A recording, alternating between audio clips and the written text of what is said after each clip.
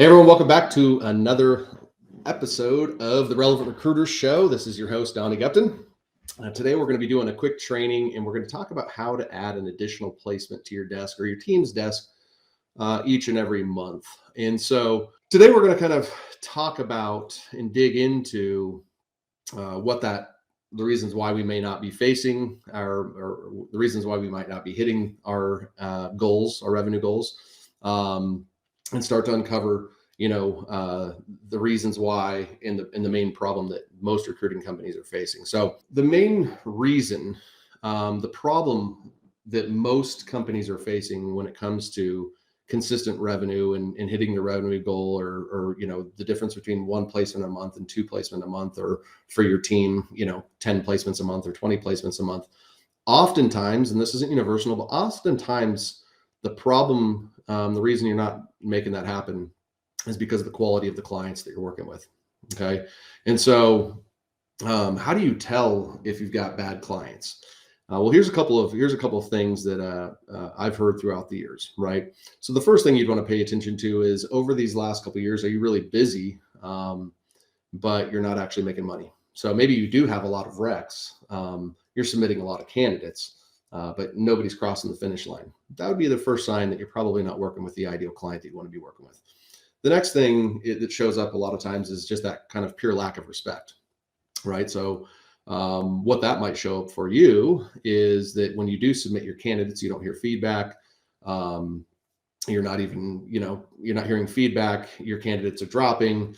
All of those things can kind of come into play and can be symptoms that you have bad clients. The next thing that kind of comes with that is just the overall candidate interest, right? If it's a bad job, if they don't see the opportunity, oftentimes you might be in the position where you need to, sell gold when gold doesn't exist. And so, you might see that with candidates just not being interested. You might see that with candidates dropping off after, interviews or the final interview stages, just because they're not even, you're selling a product that they don't even want to buy, right? And then the last thing is, you've probably seen this, right? Where you're working on, these open positions, you get these recs, but then as you start doing outreach, you realize that the market of candidates has kind of been picked over because you're competing against other recruiters. And so, those are usually the symptoms for you that you have, bad clients. And that doesn't necessarily mean it's their fault. That could be, a big part of that could fall on your shoulders. And the reason why I believe this exists, really nobody's fault. The good news is there's a great way to fix it. Okay, but the biggest reason is just because the traditional cold outreach model really positions recruiters very, very poorly. And the traditional cold outreach model that a lot of companies still use, a lot of companies still believe in. It's not an argument of if it works or not. Of course it works. I don't believe it's the best way to do it anymore. But what we're going to talk about here is how that cold model, where that kind of puts you and why that equals bad clients and what you can do to solve that. Okay. So the ultimate thing, as we look at this, is, and we look at some of the individual challenges that we have as a recruiter recruiting or staffing firm, first comes off to, whether we want to believe it or not, is a lot of us are commodities. And, recruiters there's not like a real estate license test they have to go take. And so, there's so much saturation in the market, and especially with the boom that we just had over the last couple of years, where everybody gets to enter the market, and hey, it's not even really that hard to have a bunch of success because there's so much opportunity out there. But the reality of it is if you're truly a very quality recruiter that's focused on the right things and bringing value to both clients and the candidates, you really are into, paying it forward and having a service, and really making an impact in your industry, you still have to compete against that transactional person who just started and just in here to make a buck. And, it's frustrating if you can't differentiate yourself. So what the commodity of you being a commodity and just being another recruiter, that usually comes from that cold calling approach. And when I'm doing that cold calling outreach, if you put yourself in the hiring manager's, shoes, like they have those calls, they field those calls every day. So why the heck are you different? And, really when you're cold calling and doing that, you're kind of positioning yourself to being an order taker. Hey, you want to buy a chicken? You want to buy a chicken? You want to buy a chicken? Oh, you want to buy a chicken? Okay, cool. And so ultimately, where you want to shift from this is going from a commodity to really standing out, in your target market. So what that looks like is really getting clarity on an ideal target market, and then focusing on, how do you differentiate yourself and really position yourself in that market to be different than the next recruiting firm. And that's really the solution for you. If you feel like your commodity, is really spending some time to focus on really, how are you different? But you really want to be able to kind of convey this difference prior to getting on the phone call, so your differentiators can actually drive phone calls. Of course, you still need to be able to articulate your difference, and a lot of recruiters I speak to can actually speak their difference more than they can market their difference. But that's where there's a huge opportunity for you. So if you feel that way, like, hey, you know what, I actually feel like I am different, I can articulate it when I'm on the phone, but like being able to market that, and then you're not alone in that. There's a lot of people that feel that way. So, but this is the key thing, right? Is when I go from a commodity to kind of standing out, and they can see that I'm different from the next recruiting company. One of the key problems with being able to find these quality clients, or key challenges, is the ability to qualify them. And so when I'm an order taker, I can't qualify. I'm just taking what I can get. But when I'm a standout and I'm an authority, now I have the ability to qualify that prospect, ask them questions, and see if this is actually a win for me, instead of just getting on their roster and being another recruiter of 15 recruiters that they work with, that they're not going to show any respect for the people I send to. I'm going to waste a bunch of time. I'm going to be busy, but busy doesn't make money in this industry. So that's kind of your first challenge, is going from, really looking at yourself as a commodity to, really standing out. Now, the next challenge that the traditional model brings into the play is just, it's all based off of hustle, right? That traditional model of like, hey, how many phone calls, 50 a day, 100 a day, how many outbounds do I have to do? And again, I'm not saying stop doing that, but it makes you and your team dependent on either if you're an independent recruiter, your own independent hustle. And let's face it, every time you get a new job order, you stop doing business development because it's all manual hustle, right? Which that creates those inconsistent revenue months. Or if I'm, running a team, I'm constantly having to feel like I have to motivate my team, and constantly dangling this a little carrot for them to make sure that they're taking the action that they should take. Now, if we're really doing a good job of hiring ourselves, we should be finding performers that we don't have to motivate. But that's the reality, is there's always people on our teams that, not everybody's motivated by the same things. And so really, that traditional model really kind of puts all your efforts into this hustle basket. And, that really puts you into a challenge of like, there's just not enough time in the day for you to be able to, really maximize yourself and your team. And so what you want to do here is go to more of a leveraged approach. And leveraged approach is more of using, automated systems and automated processes, put those things in place so that we have something that's working for you and working for your team while they're focused on other activities. The great thing about automation is that it is consistent. It doesn't wake up. It doesn't have bad days, and we're humans. And I'm not saying there's anything wrong with our being inconsistent. I'm just saying it's a reality, right? We're human beings. Like, we're not robots. We have things that go on in our life and our families and business and everything that impacts how we perform every single day at work. And so if we can take some of that guesswork off and take some of everything being based off of hustle and everybody's manual effort, then we'll really start to leverage our recruiting business. And so, looking at ways that you can leverage automation is going to be a great way to get more of those consistent opportunities, which ultimately, should lead to more consistent revenue and that additional placement per month.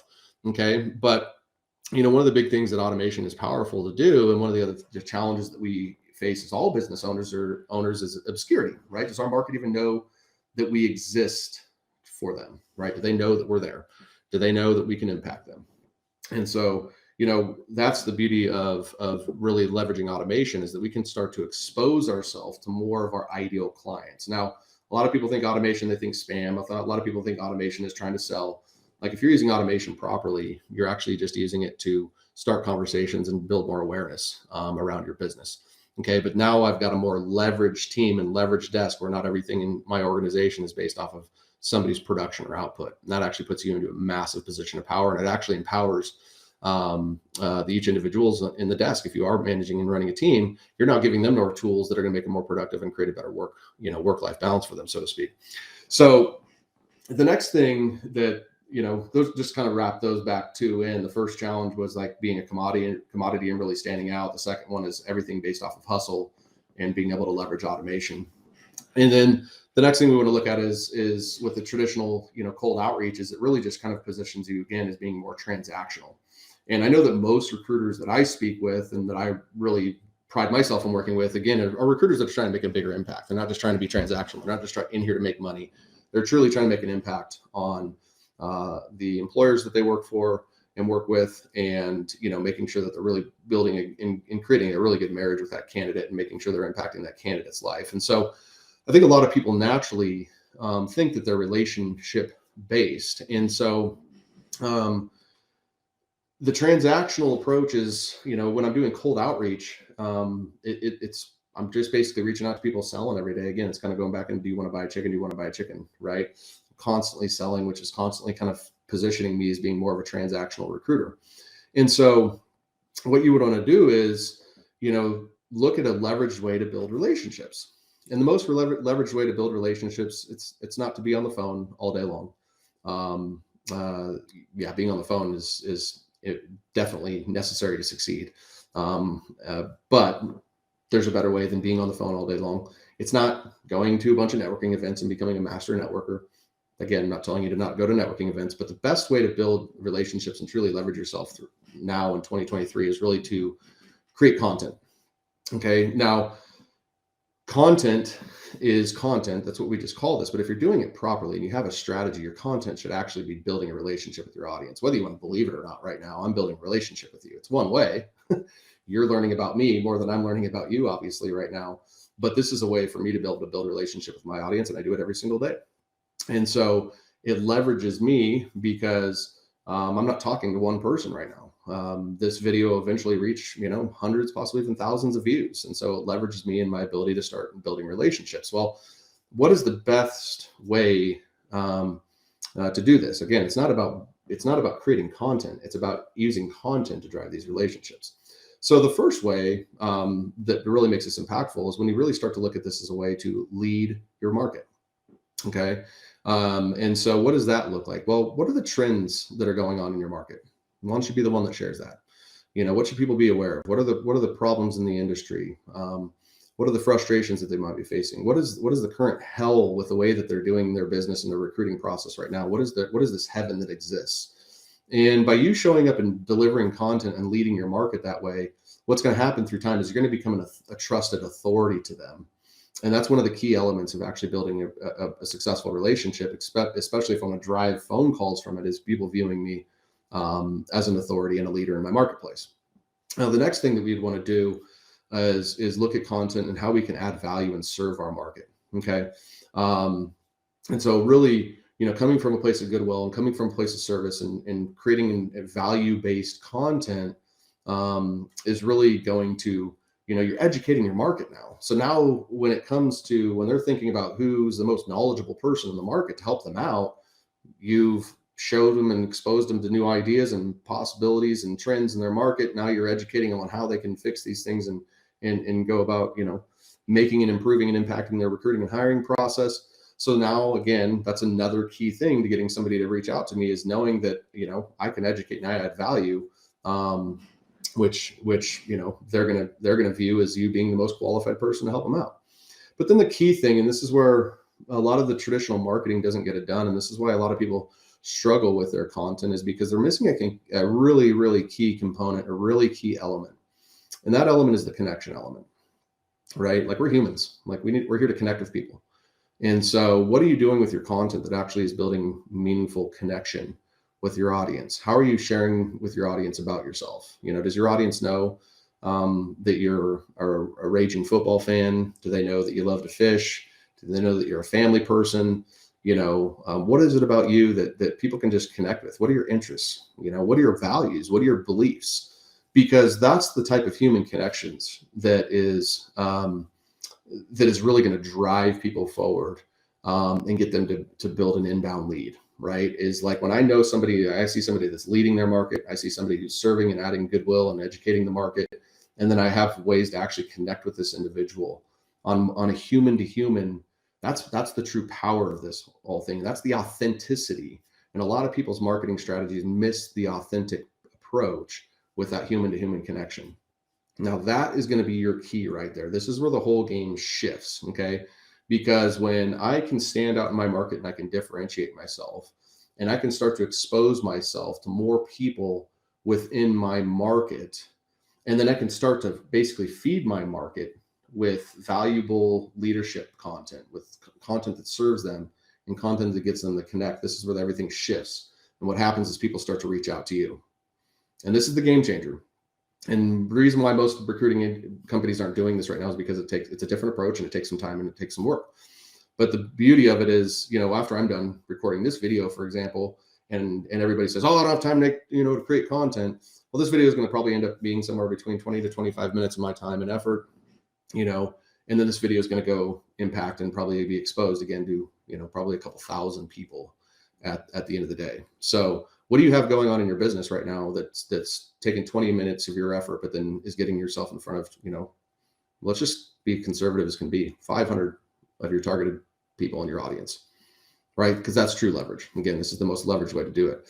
But then there's that inbound lead. And this is where the whole thing changes again for the quality clients. Because when I have an inbound lead, now somebody's on my calendar. Now they've already shown that they respect me a little bit. So I've started the relationship. Pretty much how we start relationships is how they always go. So if I start the relationship as an order taker, I'm always going to be viewed as the order taker.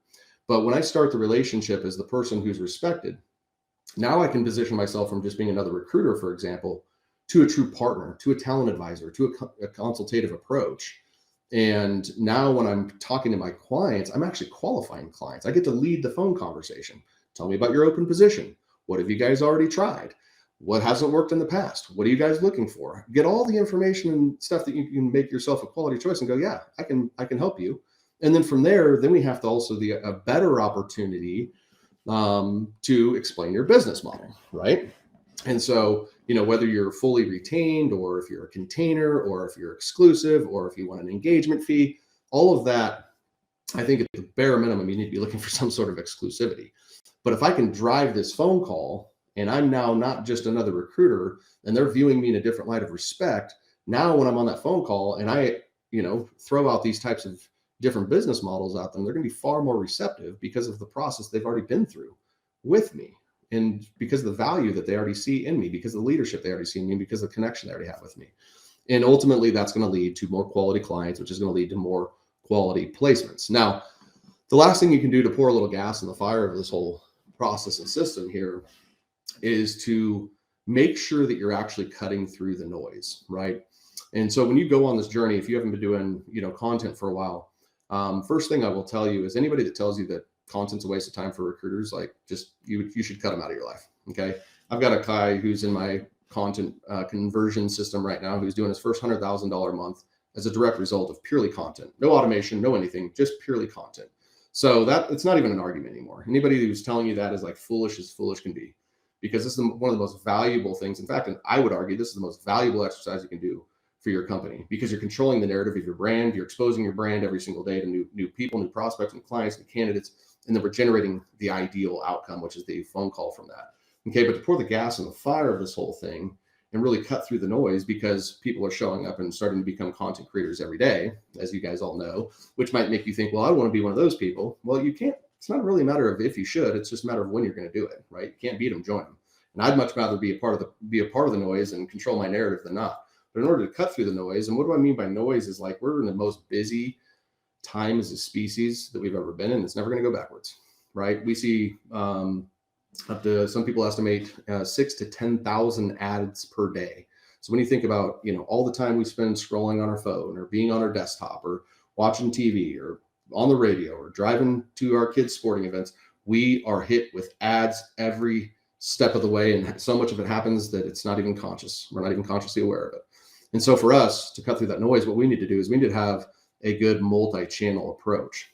Okay. Now this isn't how we start, because you don't want to spread yourself thin and become, spread everywhere, but not having results anywhere. But the long-term goal for yourself should be to, if I'm going to create content and I'm going to start on LinkedIn, because that's usually the best pond for me to fish out of, then from there, what are the other places that my audience can be? So a lot of my clients, they'll go into content on LinkedIn, and then they might take that and regurgitate it to a Facebook group, or they may regurgitate that to their Instagram or YouTube.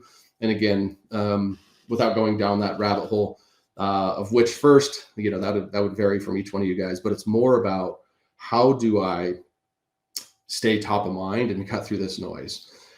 And so not only is it just about sharing your content on those other platforms, then you also want to think about with your direct outreach and your direct response type of marketing efforts and business development efforts is following up across multiple channels. And so having a multi-touch point approach is actually going to be able to massively increase your response. And so what does that look like? It would be like, well, even if you are doing the cold calling approach, you'd start with a phone call. Then if they don't respond to a phone call, you send them an email. And if they don't respond to an email, you send them a text message. If they don't send them a text message, you send them a LinkedIn message. And at the end of the day, like some of you guys might be like, oh, that's pretty aggressive, might be pesky, but it's like, hey, if I've got a great opportunity, I'm actually doing my market a disservice by not exposing them to this opportunity. If I believe that I truly am a great recruiter, I'm doing my market a disservice by not sharing with them that I actually exist and can help them out. So having a great multi-channel follow-up strategy is the key to really pouring even more gas on this fire. And that's basically right there exactly how I would recommend that you can add an additional placement per month.